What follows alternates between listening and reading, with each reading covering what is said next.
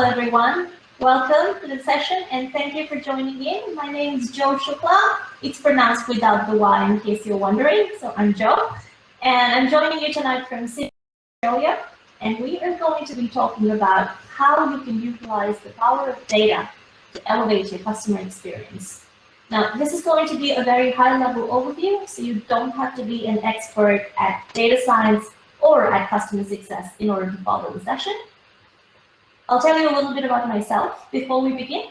I am a customer success leader, and I currently work as a senior customer success manager with BitSide.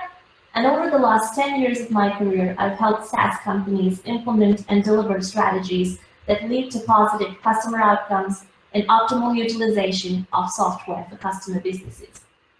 I really look forward to sharing my thoughts with all of you today. If you have any questions at any point during the session, please feel free to place them in the chat and I will take them at the end of the session. All right, let's get started. So we are going to cover what is telemetry, its use in customer success, how do you collect data and where to get started, and then using data to build an effective customer success strategy. And at the end of the session, we'll talk about the importance of exercising emotional intelligence while delivering and using data for your customers.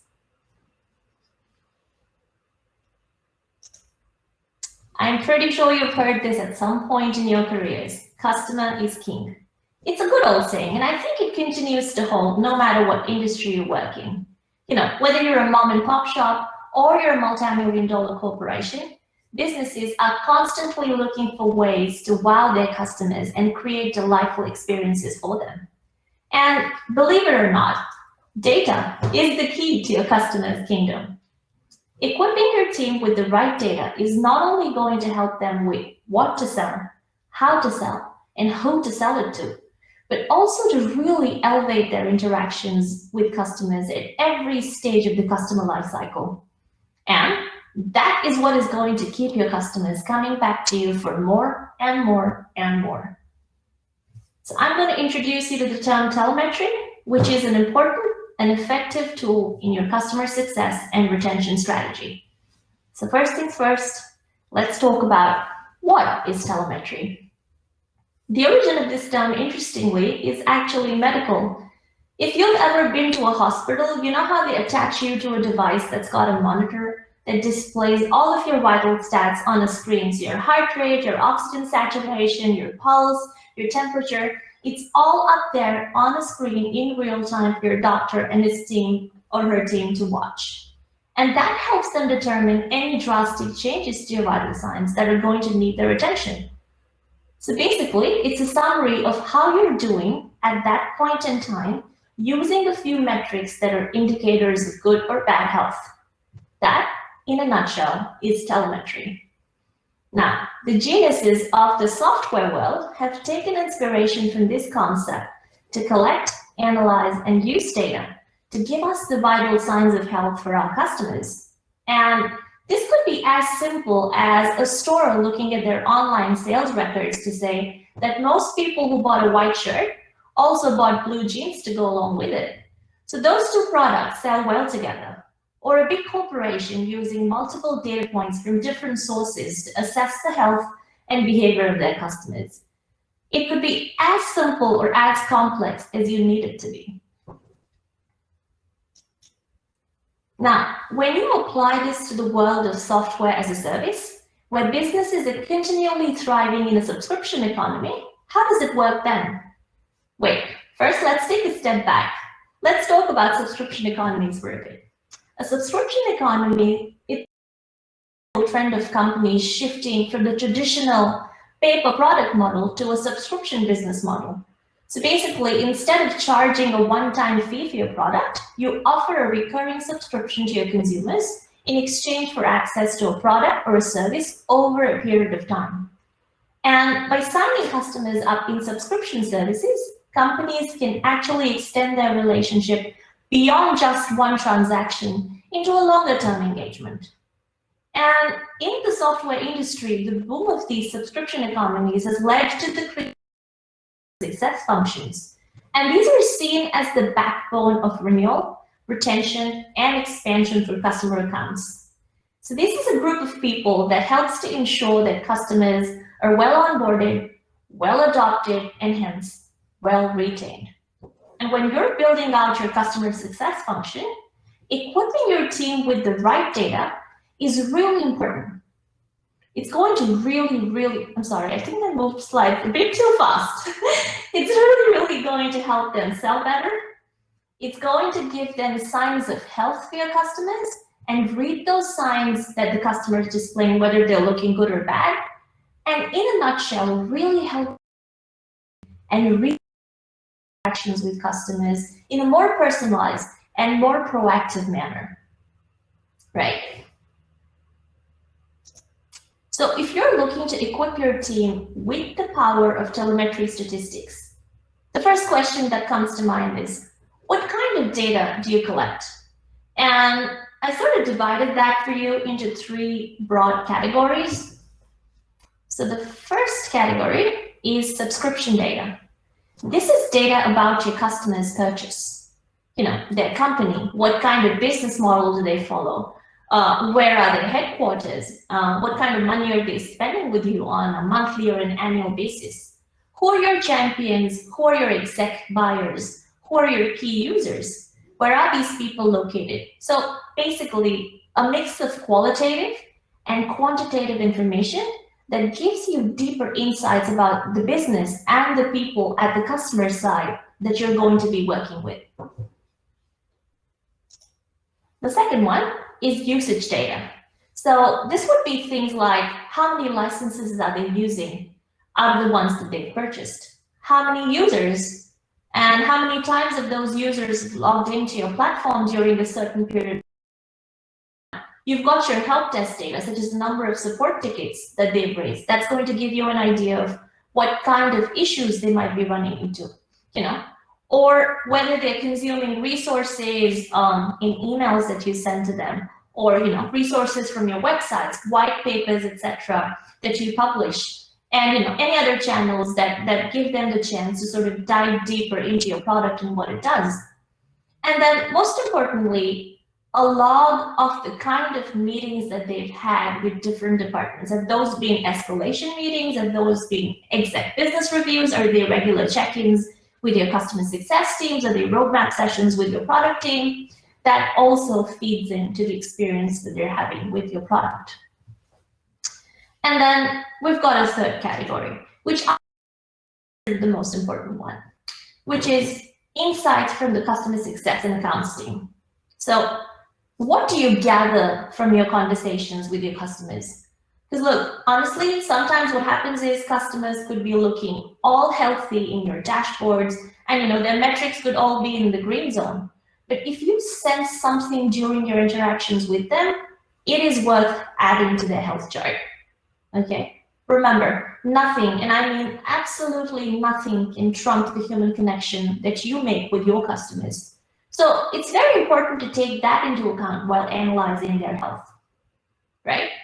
So we collect subscription data, we collect usage data, and we collect human input, which again is the most important. We've talked about why we need telemetry, what kind of information we can collect. Now let's talk about how we apply it. So where do we begin? And look, before I tell you this, I want to tell you that you don't necessarily have to have a huge 5-6 figure budget to start doing this. If you're a big organization with a budget to start investing in a data strategy for your customers, I would say that that investment is absolutely every bit worth it for yourself and your customers. But if that's not the case, and you still want to start somewhere and scale using data tools at a later stage, it is completely possible to start simple. And what I've done is I've prepared a very high-level, step-by-step overview of how you can start utilizing telemetry data. Okay, let's get started. Step 1, identify the key signs of health for your customers. So what this involves is defining metrics that indicate good or bad customer health. Okay. And let's not use a whole sink of information. Let's say you pick 3 metrics that are most relevant for you to start with. And these could be simple things such as, license utilization, login count, and let's say number of reports that users have downloaded in the platform that you offer. It could be very platform specific, but start with 3 or 4 that make most sense to your software, to your product, and to your business. Okay? Once that's done, the next step is to define thresholds as to what good, moderate, or these metrics look like, right? And then allot signals such as colors, red, amber, green thresholds to these so that they become easier to read for your team. And your team knows when a customer's stats are in the so-called danger zone, or even before they go in the danger zone. That helps your team prioritize which customers need their immediate attention, right? So you've got all of this. Step 3 is going to be able to make this data available to your customer success team. It could be in a report, it could be in a dashboard, or you know what, it could just be part of your existing account plans. And if you guys don't do account plans, this is a signal to start doing them. And again, like I said earlier, these things can be hard to scale manually. It could be a vast amount of data when you look at all your customers, even if you're looking at 2 or 3 metrics. So you may want to start out for a subset of customers and then display that data in your account plans if you're starting out manually. And then the last step, once you've got all of this, is equipping your team to use this data. And I'm going to cover how to do this in more detail in the next couple of slides. So stay with me, guys. I hope I'm not making you fall asleep. So how do you draw relevant conclusions from the data that you get? And what are the different ways that your customer success team could be utilizing them? So just giving you sort of different dimensions that they could be thinking in. The first one, obviously, data helps you be more informed.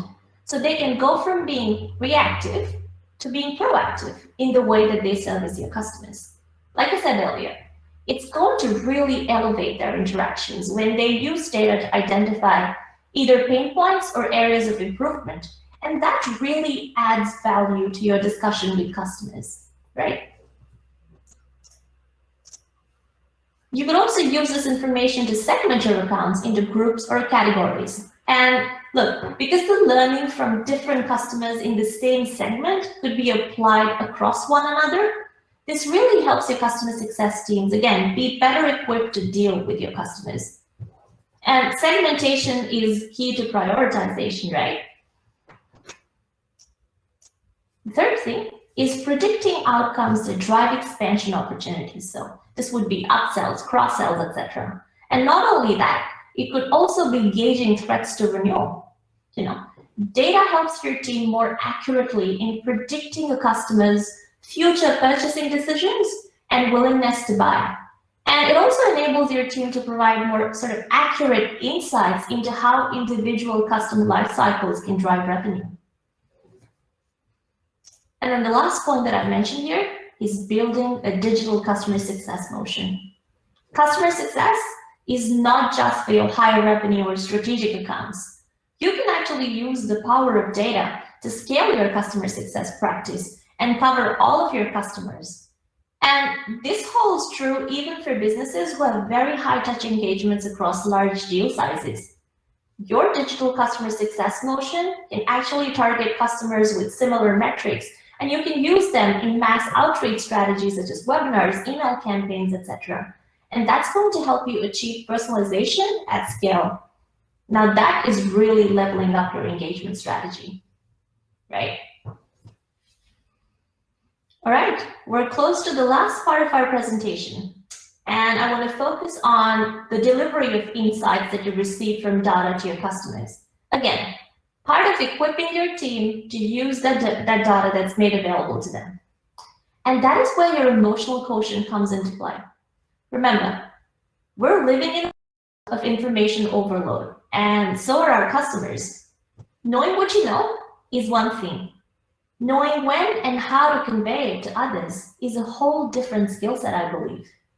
The same data can have different meanings for you and your customers. And honestly, it can be very tempting to tell them all that you know at once, present it all to them at once. But I think that doing it at a time and in a situation where the information would make more sense to them is the key to being effective with your customers.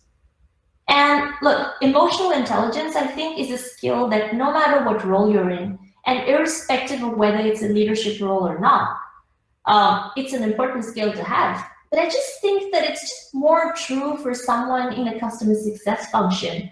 Because if you look at the foundations of emotional intelligence, things such as empathy, self-regulation, awareness, active listening, and motivation, these are so central to someone who operates in a customer success role. And these are skills that you interact not only with your customers, but also with your internal stakeholders. So data alone is very powerful, but when you couple it with strategic delivery using emotional intelligence, that is what is going to help you in being optimally effective in your customer interactions and create win-win situations for everyone, your customers, your company, your own career. And I think some people find that they're very naturally emotionally intelligent, while others may feel it's not their strong suit. But either way, the good news is that this skill can be developed.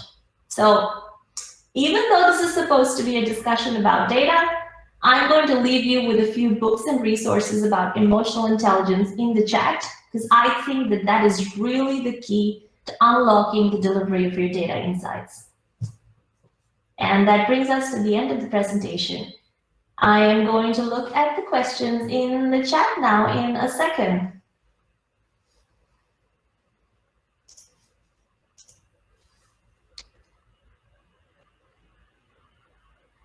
Could you show again the slides with the steps, please? Of course, I can. I can share a copy of the presentation with you, Paul, if that's okay. Do you want me to do that, or do you want me to share? Okay, perfect. Yeah, I'll share the presentation with you later. Cool. Just reading some of the comments here. There were some connection issues. Oh, I hope you guys were able to hear me all right through the rest of the session. Awesome. Great. Perfect. Yeah, absolutely. Everyone who was asking for a copy of the presentation, I'm more than happy to share it. Just drop your emails in the chat, or you can just connect with me on LinkedIn and I'll share the presentation with you. Perfect. Thank you, Maria.